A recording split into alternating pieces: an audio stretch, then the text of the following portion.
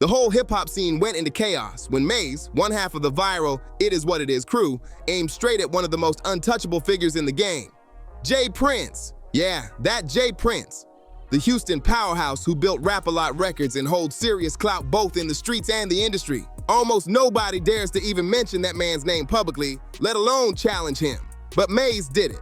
And he did it live on camera, smiling like he knew exactly what kind of storm he was about to unleash. The clip exploded online instantly. Fans couldn't believe Mase actually went there. It all kicked off during one of Mase and Cam'ron's regular segments, where they usually joke around and break down the latest hip-hop headlines. But this time, the energy flipped fast. Out of nowhere, the convo turned toward how certain old-school bosses keep trying to control the younger generation. Mase leaned in, smirked, and dropped a line that made the whole room freeze. He said, "Some of these OGs still think they can scare folks with their name. That ain't respect, that's manipulation." Then he locked eyes with the camera and added with zero hesitation, "I'm talking to whoever still think they the boogeyman of hip-hop, even down in Houston." This is a problem, J. Prince, and I'm gonna tell you like this: if you're 60 years old and you trying to be a street nigga, you failed. My name is Mase. I stand by this message. We not your little niggas. Like the way you talking, I don't get what you mean. For real, all that big homie stuff, that's for little niggas. Little niggas have big homies. We're not little niggas. So we don't even respect big homies. I know Killer doesn't. And for me, I never respected niggas in the streets. That's why I always got the problems I got. Who is this nigga? That's how I feel listening to this, man. Like, J. Prince has a message for both of y'all with your comments after what you guys had to say about Shakur. He said, "Numbers don't lie, haters do. Let their haters say that he's boring and nobody wants to watch him. Sorry to tell you, it's just a select few of you haters. As you can see, there's proof that he has the #1 ratings in any fight on ESPN this year, the top 3 ratings since 2022. And to all of you haters who want to escalate that hate outside of the ring, I'm Shakur's manager and I handle all his business outside of the ring. In other words, Cam and Mase, I will fade all his shots and take all bets." so then we talking to you then, all right? We starting with you. Since you the big homie, we starting with you. That's how it goes around here. I want to just start off by saying you are so lacking self-awareness. Like when you give such a lackluster performance and then you think you can make threats to people because you gave a lackluster performance, pause. You don't have the right to tell me what I should like or to tell Cam what he should like. That's not your place. I love Mase saying, like, who is he? What's happening? Mase smoked it. What's happening right now? They both worded it, and it still seemed respectful. Mm-hmm. Yes, they didn't get out of pocket. Yeah. They didn't get out of pocket. They seemed They like were just telling the truth. Ain't no way Mase just went there. Boom, the internet went crazy. Everyone instantly knew who Mase was calling out, J. Prince. Within minutes, that clip was everywhere, flooding every blog and social feed. People started tagging J. Prince non-stop, saying things like, "You gonna let Mase talk to you like that?" The reaction was wild because Mase is usually calm, smooth with the jokes, and never messy.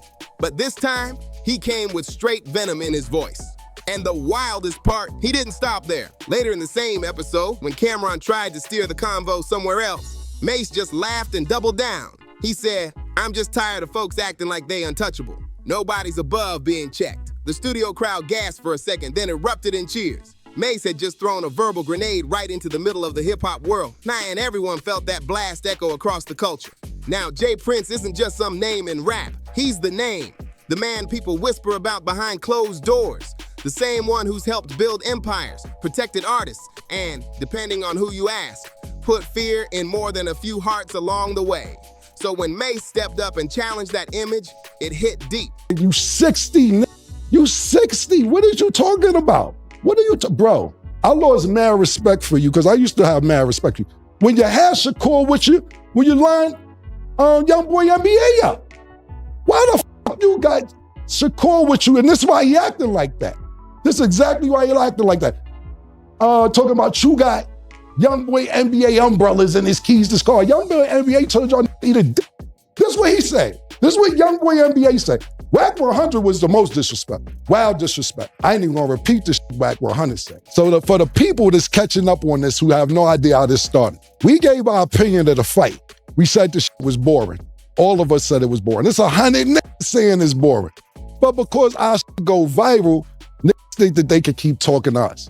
Shakur Stevenson told us to get the strap or strap up, or better yet, put the gloves on so he could fight us. We said what he said, and then he started going crazy. So look, I gotta ask, I think I'd be remiss if I don't. Any message for Cam and Mase? Y'all been going back and forth a lot over the last week. Them old niggas, they ain't got my respect for them. There you go. Since it's all comedy, I'm going to deal with it like comedy, nigga. You hear that? Like I said, nigga, your mother named you after Shakur, nigga. You know I ain't had no problems with the first Shakur. I ain't going to have no problems with you. Chill out, Lord, nigga. We got the right to have our opinion, and I say that with all due respect, you know, but just keep it where it is, man. Let humor be humor. Let everybody say what they gotta say. You don't like what we said, nigga, box better. Until you beat Tank, it ain't really nothing for you to say. And making threats, I'm gonna just keep it real. If we talking boxing, I got 3 knockouts in All-Star Weekend, man. So I got 100% knockout ratings on All-Star Weekend if we checking the records. When you have a young guy like Shakur, instead of fighting his battles or trying to go against everyone that's commenting on him, you should be talking to him on or teaching him how to get better. It felt like someone had finally said what the streets had been thinking for years, but were too afraid to speak on. Some fans called it a legendary power move, while others said it was pure career suicide. Either way, Mase got everyone talking non-stop. Jay Prince built his whole reputation on quiet power, the kind you earn through respect, not noise. But Mase, he just broke that silence with one bold sentence that shook the whole game. Now let's get into the reaction, because the moment those words flew out of Mase's mouth, Houston caught wind fast. Within just a few hours, Jay Prince's name was trending across the whole country. Every blog, every gossip page, every podcast was talking about it. Reports started surfacing that Jay's camp was not happy, and insiders were saying he was straight up shocked that someone with Mase's status would even dare to mention him like that. One source claimed Jay Prince was in disbelief, saying he's used to people showing respect, not calling him out on camera. And that's exactly why it hit different. Coming from Mase, it didn't sound like hate, it felt like humiliation. When word finally reached Jay Prince, he didn't rush to social media or post any cryptic quotes. That's not his move. Jay plays the game like chess, not checkers. But people close to him hinted that some serious conversations were already happening behind the scenes. One Houston blogger even said if Jay Prince feels disrespected, he's gonna address it, but not on Instagram Live. He'll handle it face to face. That single statement sent the internet into panic mode. Fans started dropping memes left and right. Stuff like pray for Mase and he better stay out of Houston for a minute. The tension was real. But Mase, he wasn't folding under pressure. They're not even close. The very next day, he hopped right back on it is what it is and made the situation even messier. When Cameron tried to cool things off, Mase just laughed and said, I heard people mad at what I said yesterday. Good, that means they heard me. Then he doubled down again, calling out the fake respect in hip-hop and saying too many folks pretend to honor certain names just because they're scared. Mase looked gone into the camera and said, I respect legacy, but not bullying. If you real, you don't gotta flex your power every 5 minutes. That line went crazy online. Fans said Mase basically buried Jay Prince without even dropping his name directly. The comment sections blew up. People were split right down the middle. Some said Mase was just keeping it real, claiming it's finally time the culture stops glorifying fear and starts calling out fake intimidation. But others thought he was wild for even going there, because Jay Prince's name still holds serious weight from the streets all the way to the studio. One tweet summed it up perfectly. Mase woke up and chose courage, or chaos. Either way, he had the whole game watching. Even fellow artists couldn't help but react. Some reposted the clips with laughing emojis, others stayed completely silent. It turned into one of those rare industry moments where everybody's watching from the sidelines, too afraid to pick a side, but their silence says everything. People respect Jay Prince too much to publicly laugh at him, but they also respect Mase for having the guts to finally say what others won't. It's that perfect clash, old school power versus new school freedom. And right now, Mase is clearly winning the internet round. What made this whole situation even crazier was how Mase did it. He managed to clown Jay Prince without even naming him once. That's pure Harlem energy. Slick talk, no filter, but always calculated. Mase didn't just wake up and start throwing shade. He's been paying attention, watching how people move, and this time, he decided to call it exactly how he saw it. You boring, n***. You boring. Everybody's seen it. We ain't the only ones who seen it. You boring. I thought I was rather polite about it. I thought it was cool. Your grandfather's in your corner telling you to let your hands go. You won't let your motherfucking hands go because you're scared to get hit. You want to swim without getting wet. It's just not going to happen. Now, what I will say, this is the most entertainment we've seen out of you in the last 2 years. This was kind of funny. This is the most entertainment we've seen out of you in 2 years. Congratulations. After the fight, he walks back to the corner like this. That don't look like a champion. Champs start walking around the ring diddy bopping when they beating up. Your grandfather, that's how I know what your grandfather's telling you. They knew you f***ed the bag up. You f***ed the bag up. You were supposed to show off, show out. Not only that, you was talking before the fight. You was the one before, I'm gonna knock this out. I'm gonna demolish it. I'm gonna do all this. And you ain't do nothing you said. That's why is mad. The point being is this, you fighting more after the fight. You just had a fight Saturday. You're losing your damn mind the last 2 days. Trying to fight everybody on Instagram, on Twitter, on everything else because we seen it. We seen it. What is you talking about? Then you talk about we should glove up. Shut the fuck up. Shut the fuck up. But nigga slap fire out you. Nigga, shut the fuck up. You getting boxing in the streets confused, nigga. For real, nigga. Like, stop getting boxing in the street. Those are two different things, nigga. That is two different things, nigga. Because when a switchblade or something out and everything, you talk about niggas better strap up. Why would you give niggas that heads up? You dumb motherfucker. Fuck out of here. You out your motherfucking mind. If you want to impress me, step up and wait. Fight to your Fimo in Newark so he can knock your head to Irvington. What is you talking about, nigga? You ain't impressing nobody with all this Twitter talk. All this wild Twitter talk. You talking, who are you talking about? You're talking about niggas ain't legends. Nigga. Mase, I'll tell you right now, and I'm not talking about Mase when he came out and sold. Mase was Michael Jackson after Michael Jackson, before Drake. Nigga sold 5 million in 3 weeks. What is you talking about? But I'm talking about tonight.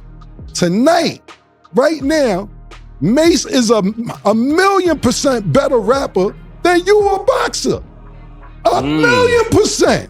Don't make me put the battery in his back to Oracle 3, you nigga. Yeah. I have him Oracle 3. That's what you need to do is Oracle 3, man. And let niggas know, my nigga. He is 1,000,000% better rapper than you a boxer, bro. Get the fuck out of here. Lastly, what I was going to say, Murder, is this. You keep talking about, how they legends, they doing podcasts, this and that. We make more money than you. We sit here and make more money than you. I know you don't want to play the Cash App, open your bank account game on the phone when we see each other. I know you don't want to open the phones up and see how much you got in the account. You made $2 million. The put this energy into your boxing and start letting your hands go, then you will be a pay-per-view star. Oh, they podcast. Because we getting chicken. We make more money than you. You better come with, you want a job? We might got a job for you. Get the f out of here. Yeah, Murder. Mase had been watching for a long time. He's seen how Jay Prince always seems to pop up in the middle of big drama, from Drake and Kanye's issues to even the tragedy involving Takeoff.